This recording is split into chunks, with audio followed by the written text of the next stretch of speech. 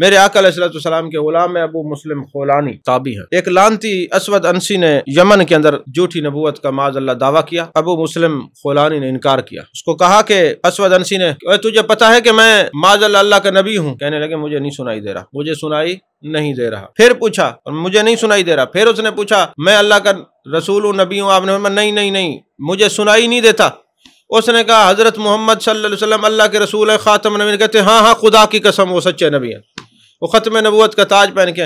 اب وہ کیا سبق دے رہے ہیں؟ فرمایا جو نبی کے سچے غلام ہوتے ہیں نا، وہ بات ایک ہی سنتے ہیں کہ محبوب خاتم النبیین ہے، انہیں جانا انہیں مانا، نہ رکھا غیر سے کام، للہ الحمد میں دنیا سے مسلمان گیا۔ پھر جب اس نے اسود انسی نے دیکھا کہ یہ تو میری بات سنتا ہی نہیں، بلکہ یہ کسی اور کی بات سنتا ہی نہیں، یہ تو اپنے نبی کی بات سنتا ہے، اور تو کسی کی بات سنتا ہی نہیں۔ جو اس کے حواری تھے، الو کے پٹھے لانتی ساتھ تھے، انہوں نے کہا پھر ایسا کرو اس کے ٹکڑے ٹکڑے کرتے ہیں اور آگ میں ڈالتے ہیں۔ نہیں کہا اس کو زندہ آگ میں ڈال دیا جائے۔ جب ابو مسلم خولانی رضی اللہ تعالیٰ عنہ کو آگ میں ڈالا تو آگ نہ جلا سکی، اور اس کے جو حواری تھے وہ کہتے یہ تو اس کی کرامات ظاہر ہو رہی ہیں، لہذا ادھر سے آپ نکلے اور یمن سے مسجد نبی شریف میں آئے۔ ابھی کھڑے تھے، حضرت فاروق اعظم رضی اللہ تعالیٰ عنہ نے دیکھا، دور حضرت صدیق اکبر رضی اللہ تعالیٰ عنہ کا تھا، جانے عالم مصطفیٰ جان رحمت صلی اللہ علیہ وسلم کا وصال ہو چکا تھا۔ اب یہ بات پھیل گئی تھی حجاز مقدسہ کے اندر، مدینے تک بات چلی گئی، مکے تک سارے لوگ جاننے لگ گئے۔ اب حضرت عمر نے دیکھا نا کہ یہ بحر سے بندہ آیا ہے، تو پوچھا کہاں سے آیا؟ اس نے کہا جی میں یمن سے آیا ہوں۔ تو فوراً سوال کیا وہاں ہمارے ایک بھائی ہیں ابو مسلم خولانی، جانتے ہو؟ انہوں نے کہا حضور میں ہوں۔ سینے سے لگایا، ماتھے کا بوسہ لیا اور عرض کیا ہے میرے اللہ شکر ہے، نار نمرود میں ابراہیم علیہ السلام کو ڈالا گیا تھا، آگ سرد ہو گئی تھی،